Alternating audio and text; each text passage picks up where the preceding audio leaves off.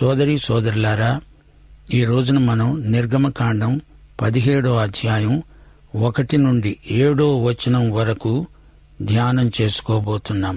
ఇశ్రాయేలీయుల సర్వ సమాజము సీను అరణ్యము నుండి ప్రయాణమైపోయి రెఫెదీములో దిగారు. అక్కడ తాగడానికి వారికి నీళ్లు దొరకలేదు. వారు మోషేతో వివాదం పెట్టుకున్నారు. మోషే మీద వారు నేరం మోపుతున్నారు. తిరుగుబాటు చేశారు. దేవుణ్ణి శోధించారు. సైతాను యేసును శోధిస్తూ దేవాలయ శిఖరం మీది నుండి దూకు అన్నాడు. దేవుడు చెప్పనిదే ఎందుకు దూకాలి? దూకి తండ్రి నన్ను పట్టుకో అని అడగడం దేవుణ్ణి శోధించడమే అవుతుంది. మాకు దాహమవుతోంది, నీళ్లేవి? మమ్మల్నెందుకు ఇక్కడికి తెచ్చావు అని మోషే మీద సణుగుతున్నారు. అప్పుడు మోషే ప్రార్థన చేశాడు. నిర్గమకాండం 17వ అధ్యాయం 4వ వచనం, దేవా, ఈ ప్రజలను నేనేం చెయ్యాలి? ఇంకా కొంచెం సేపటికి వీరు నన్ను రాళ్లతో కొట్టి చంపుతారు. దేవుడు చెప్పినట్లు మోషే చేస్తాడు. మరి మోషే చెప్పినట్లు ప్రజలు చెయ్యాలి గదా. యెహోవా మోషేతో అంటున్నాడు, ప్రజలకు ముందుగా నీవు నడువు. ఇశ్రాయేలీయుల పెద్దలలో కొందరిని నీతో తీసుకుపో. నేను సీనాయి కొండ మీద ఒక రాతి మీద నీకు ఎదురుగా ఉంటాను. నీవు నీ కర్రతో ఆ బండను కొట్టు. అందులో నుండి నీరు ప్రవహిస్తుంది. ప్రజలు ఆ నీళ్లు తాగి దాహం తీర్చుకుంటారు. మోషే దేవుడు చెప్పినట్లే చేశాడు. ఆ చోటికి మస్సా అని పేరు. మస్సా అంటే శోధన అని అర్థం. దానికి మెరీబా అనే పేరు వచ్చింది. మెరీబా అంటే జగడం అని అర్థం. బండ నుండి మధుర జలములు వచ్చాయి. మనకు ఏ అక్కర ఉన్నా ప్రార్థించవచ్చు గాని సణగకూడదు. సణుగు ప్రార్థన కాదు, తిరుగుబాటు. ఒక చెంప సణుగుతూ మరో చెంప భక్తులమని చెప్పుకోవడం వేషధారణ కాక మరేమిటి? మోషే చేతిలోని కర్ర దేవుడిచ్చిన అధికారానికి, శక్తికి సంకేతం. ఈ బండను గురించి, అందులో నుంచి వచ్చిన మధుర జలమును గురించి 1 కొరింథీ 10వ అధ్యాయం 1 నుండి 4వ వచనం వరకు పౌలు వివరించాడు. సహోదరులారా, ఈ సంగతి మీకు తెలియకుండా ఉండడం నాకిష్టం లేదు. అదేమనగా, మన పితరులందరూ మేఘం కింద ఉన్నారు. వారందరూ సముద్రంలో నడిచిపోయారు. అందరూ మోషేను బట్టి మేఘంలో, సముద్రంలో బాప్తిస్మం పొందారు. అందరూ ఆత్మ సంబంధమైన ఒకే ఆహారం భుజించారు. అందరూ ఆత్మ సంబంధమైన ఒకే పానీయం పానం చేశారు. ఏలయనగా తమను వెంబడించిన ఆత్మ సంబంధమైన బండలోనిది తాగారు. ఆ బండ క్రీస్తే. ఇశ్రాయేలీయులు అరణ్యంలో తిన్న మన్నా యేసుకు ప్రవచన సంకేతం. అలాగే వారు తాగిన నీరు జీవజలం, అనగా యేసుక్రీస్తుకు ప్రవచన వస్తు సంకేతం. యేసే మన మన్నా.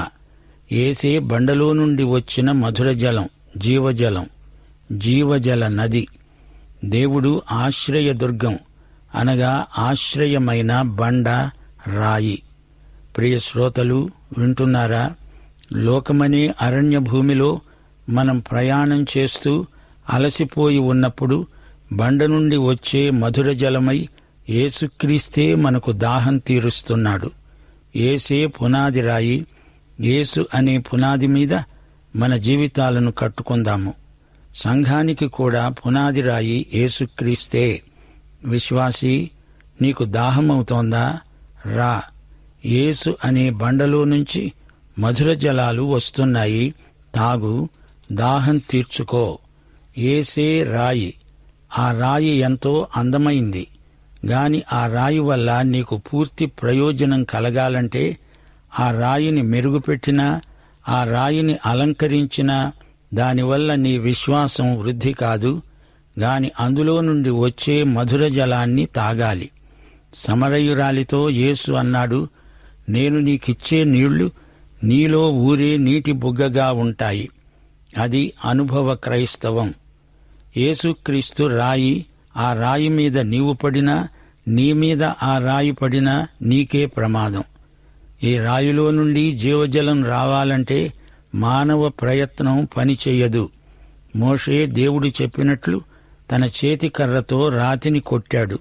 అప్పుడు అందులో నుండి మధురమైన జలము బయటికి ప్రవహించింది. కొట్టబడిన రాయి సిలువ వేయబడిన క్రీస్తును సూచిస్తున్నది. ఆయన నీకోసం, నీకు బదులుగా సిలువ మీద చనిపోయాడు. ఆయన నీ పాపాలను భరించాడు, క్షమించాడు, నిన్ను రక్షించాడు. సంఖ్యాకాండం 20వ అధ్యాయం 8వ వచనంలో దేవుడు రాతితో మాట్లాడమన్నాడు. ఈసారి మోషే రాతిని కొట్టకూడదు, దానితో మాట్లాడాలి.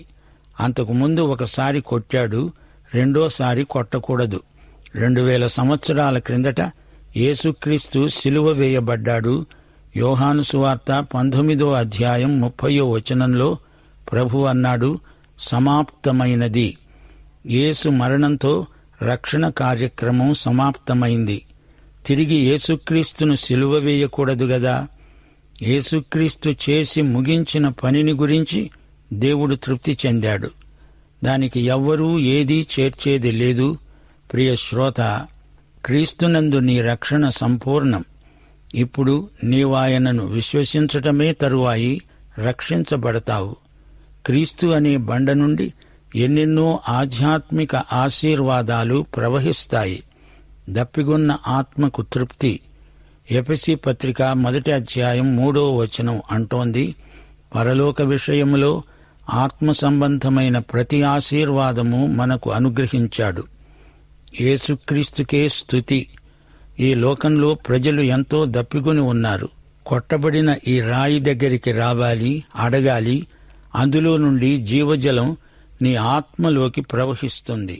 ప్రభు అంటున్నాడు, యోహాను సువార్త 7వ అధ్యాయం 38వ వచనం, నాయందు విశ్వాసముంచేవాడెవడో వాని అంతరాంతరాల్లో నుంచి జీవజల నదులు పారతాయి. ప్రజలలో గుంపు మనస్తత్వం వేలం వెర్రిగా పరిణమిస్తుంది. ఇంకా కొంచెం సేపట్లో వీరు నన్ను రాళ్లతో కొట్టి చంపుతారు అన్నాడు మోషే. వారు ఉద్రేకంలో ఎంత కీడైనా చేస్తారు. స్తెఫనును రాళ్లతో కొట్టి చంపారు. మోషే చేతిలో ఎల్లప్పుడూ కర్ర ఉండేది.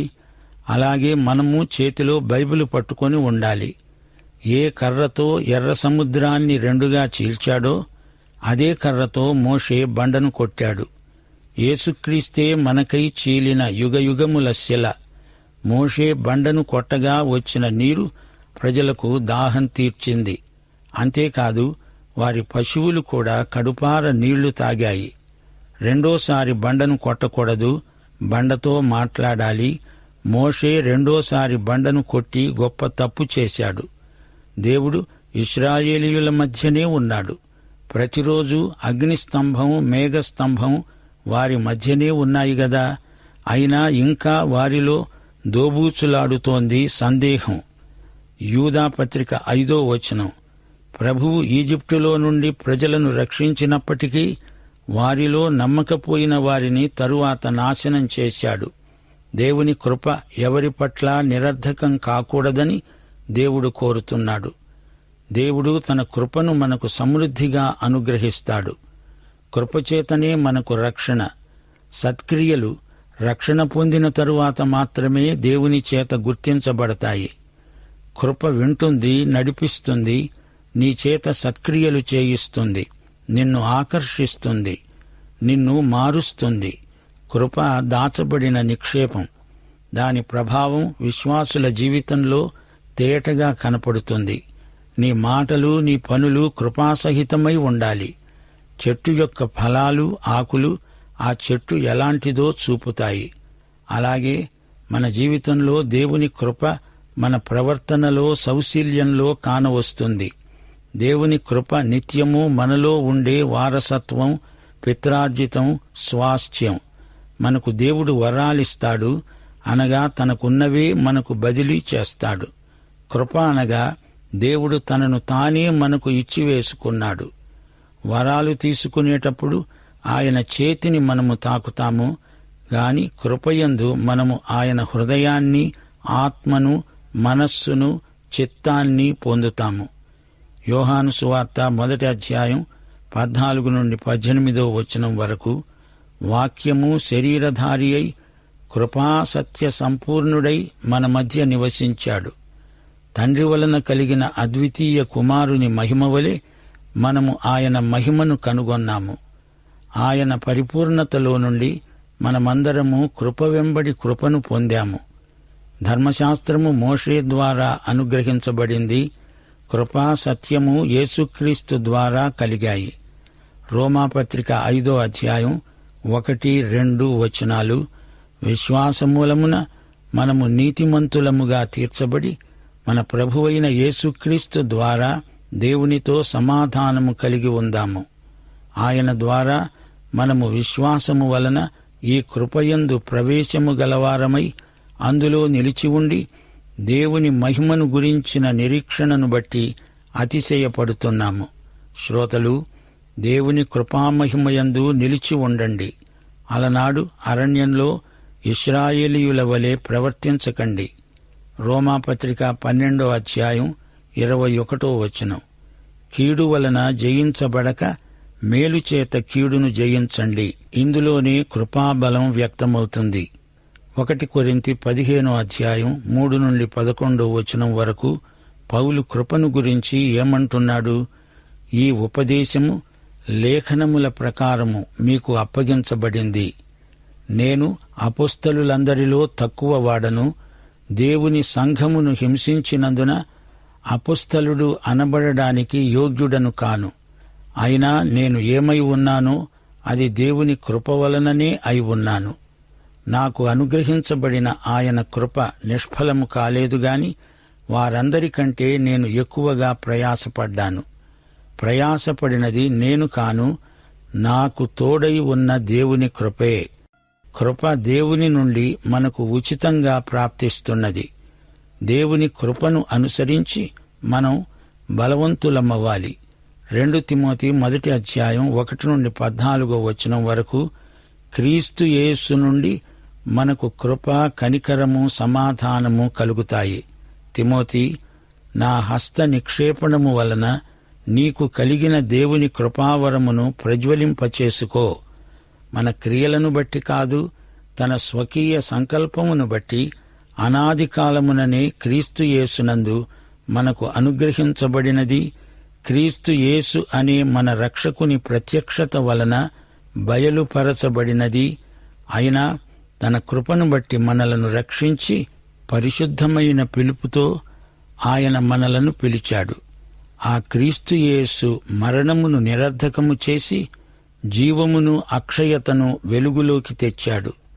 సోదరీ సోదరులారా, అరణ్యములో నశించిన అవిశ్వాసుల వలెగాక దేవుని మహాశక్తిని బట్టి ఆయన యందు బలవంతులై ఉండండి. వింటున్నారా? రెఫెదీములో ఇశ్రాయేలీయులకు దేవుడిచ్చిన ఈవులు ఎంతో అర్థవంతమైనవి. 17వ అధ్యాయం 1-7 వచనం వరకు దేవుడు బండ నుండి మధుర జలమిచ్చాడు. 8-16 వచనం వరకు అమాలేకీయులతో యుద్ధం, అందులో ఇశ్రాయేలుకు దిగ్విజయం. దేవుడు తన ప్రజలను రక్షించడానికి, సంరక్షించడానికి సమర్థుడు. దేవుణ్ణి నమ్మటానికి బదులు వారు దేవుణ్ణి శోధించారు. కొట్టబడిన రాతిలో నుండి జలం రావడం గొప్ప అద్భుతం. మస్సా, మెరీబా ఈ 2 వారి బలహీనతను వ్యక్తం చేసే 2 పేర్లు. శోధన, జగడం.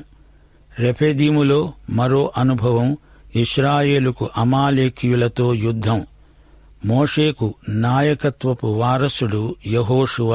ఇప్పుడు మనం నిర్గమకాండం 17వ అధ్యాయం 8-16 వచనం వరకు ధ్యానం చేయబోతున్నాము. మోషే యెహోషువతో అన్నాడు, అమాలేకీయులతో నీవు యుద్ధం చేయాలి. నేను ఆ కొండ శిఖరం మీద కర్ర పట్టుకొని నిలుస్తాను. అమాలేకీయులు ఇశ్రాయేలీయులను ముట్టడించారు. అమాలేకీయులు శరీరానికి సాదృశ్యం. శరీరానుసారమైన మనస్సు దేవునికి విరోధం. అమాలేకు ఏశావు వంశీకుడు. అమాలేకీయులతో ఇశ్రాయేలీయులు యుద్ధం చేయవలసి ఉంది. అహరోను, హూరు అనేవారు ఆ కొండ శిఖరమెక్కారు. ఏశావు శరీరానుసారి. గలతీ పత్రిక 5వ అధ్యాయం 17వ వచనం, శరీరము ఆత్మకు, ఆత్మ శరీరమునకు బద్ధ వైరం. అరణ్యంలో ఇశ్రాయేలీయులకు అమాలేకీయులకు ఘోర యుద్ధం జరగబోతోంది. కొండ శిఖరం మీద మోషే తన చెయ్యి పైకి ఎత్తినప్పుడు ఇశ్రాయేలీయులు గెలిచారు. మోషే తన చెయ్యి దించినప్పుడు అమాలేకీయులు గెలిచారు. అహరోను, హూరు అనే వారిద్దరూ ఒకడు ఆ ప్రక్కన మరొకడు ఈ ప్రక్కన మోషే చేతులను ఆదుకున్నారు. అసలు సంగతి ఏమిటంటే కొండ శిఖరమే యుద్ధరంగం. ఇది ప్రార్థన పోరాటం. ఈ యుద్ధం మోషే చేసిన ప్రార్థన మీద ఆధారపడి ఉంది. జయాపజయాలకు మోషే ప్రార్థన హస్తాలు సంకేతం.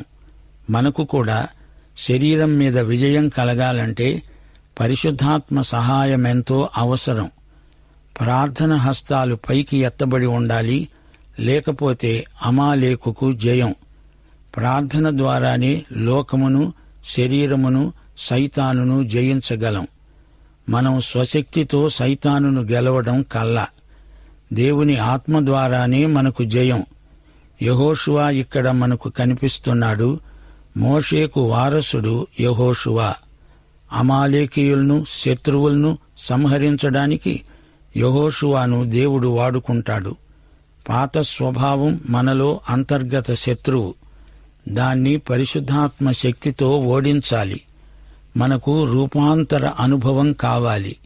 పాతది గతించి కొత్తది అవ్వాలి. అమాలేకు నశించాలి. దేవుని ప్రజలదే, దేవునిదే జయం, విజయం, దిగ్విజయం. విజయసూచకమైన బలిపీఠం నిర్మించాడు మోషే. యెహోవా నిస్సీ అని దానికి పేరు. దేవుడు అమాలేకును నాశనం చేస్తాడు, అనగా మన పాత రోత స్వభావాన్ని పూర్తిగా లయం చేస్తాడు. అమాలేకుకు లయం, ఇశ్రాయేలుకు జయం. శరీరానికి ఆత్మకు మధ్య ఎడతెగని పోరాటం. యెహోషువ దేవుడు నియమించిన నాయకుడు. నాయకత్వం ఈ రోజున సంఘాలలో గొప్ప సవాలును ఎదుర్కొంటున్నది. ఒక నాయకుడు అనేక మంది నాయకులను సిద్ధం చెయ్యాలి. ప్రతి మోషే ఒక యెహోషువను తయారు చెయ్యాలి. ప్రతి పౌలు ఒక తిమోతిని తయారు చెయ్యాలి. మర్రి చెట్టులాగా నాయకుడు తాను మాత్రమే తెగ పెరిగి విస్తరించి ఊడలు దించితే లాభం లేదు. ఆ మర్రి చెట్టు నీడలో మరో మొక్క ఏదీ మొలవదు, పెరగదు. అరటి చెట్టు అలా కాదు. ఒక కొమ్మను కొట్టేస్తే ఎన్నో పిలకలు పుట్టుకొస్తాయి. సంఖ్యాకాండం 27వ అధ్యాయం 15 నుండి 21 వచనం వరకు మోషే యెహోషువను దేవునికి సమర్పించాడు. దేవుడు నూను కుమారుడైన యెహోషువను ఆమోదించాడు. దేవుడన్నాడు, యెహోషువ ఆత్మపూర్ణుడు. మోషే, నీవు అతణ్ణి అభిషేకించు, అతని మీద నీ ఘనతలో కొంత ఉంచు. దేవుడు యెహోషువను ఎంతో బలంగా వాడుకున్నాడు. నిర్గమకాండం గ్రంథంలో యెహోషువ వహించిన పాత్ర కీలకమైనది. ఇశ్రాయేలు సైన్యానికి యెహోషువ ప్రధాన సేనాపతి. మోషే కొండమీద ధర్మశాస్త్రాన్ని దేవుని నుండి స్వీకరించినప్పుడు యెహోషువ మాత్రమే మోషేతో ఉన్నాడు. యెహోషువ, కాలేబు వాగ్దత్త భూమికి పంపబడిన వేగుల వారిలో ప్రముఖ వ్యక్తులు. మోషేతో పనిచేయడమే అతని శిక్షణ, యోగ్యత. యెహోషువకు మంచి నాయకుడు మోషే, మోషేకు మంచి శిష్యుడు యెహోషువ. వీరిద్దరూ దేవునికి దొరికారు. ఎంత మేలు కలయిక! యెహోషువ దేవుడు వాడుకొన్న గొప్ప సేనాపతి. ఈ రోజున మనకు యెహోషువ వంటి నాయకులు కావాలి. నేటి సంఘ యువతకు మోషే, యెహోషువ లాంటి నాయకత్వపు మాదిరి కావాలి. నూను కుమారుడైన యెహోషువ, కాలేబు, మిర్యాము, అహరోను ఇతని సమకాలీనులు. హెబ్రీ పత్రిక 4వ అధ్యాయం 8వ వచనం, యెహోషువ వారికి విశ్రాంతి కలుగచేసిన ఎడల ఆ తరువాత మరొక దినమును గూర్చి ఆయన చెప్పకపోయేవాడే. అనగా యెహోషువ రాబోయే విశ్రాంతి దినమును ప్రకటించాడు. ఆ విశ్రాంతి క్రీస్తునే సూచిస్తుంది. యేసుక్రీస్తు యెహోషువ కంటే శ్రేష్ఠుడు. శ్రోతలు వింటున్నారా? అమాలేకు ఏశావు మనవడు. ఇతని సంతతి వారు మృత సముద్ర తీరాన నివాసమేర్పరచుకొన్న సంచారక ముఠాలు. వీరి వృత్తి దారి దోపిడి. మనుషులను చంపడం వీరికి సరదా. అమాలేకీయుడు అంటే శాపగ్రస్తుడు అనే అర్థం స్థిరపడిపోయింది. దేవుని సహాయంతో ఇశ్రాయేలీయులు అమాలేకీయులను జయించగలిగారు. ఇశ్రాయేలీయుల గెలుపు దేవుని గెలుపే. అహరోను, హూరు, మోషే ప్రార్థన హస్తాలను ఎత్తిపట్టుకున్నారు. సోదరీ సోదరులారా, మీ నాయకులను మీరు ప్రార్థనలో ఎత్తిపట్టుకోండి. వారి బాధ్యతలను పంచుకోండి. వారిని ప్రోత్సహించండి. రెఫెదీము యుద్ధం ఇశ్రాయేలుకు గొప్ప సవాలుగా పరిణమించింది.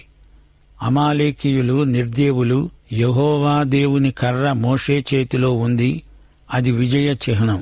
హూరు ఎవరు? ఇతడు కాలేబు కుమారుడు. మోషే అహరోనులతో పనిచేసినవాడు. హూరు మోషే అహరోనులకు బావమరిది అవుతాడు.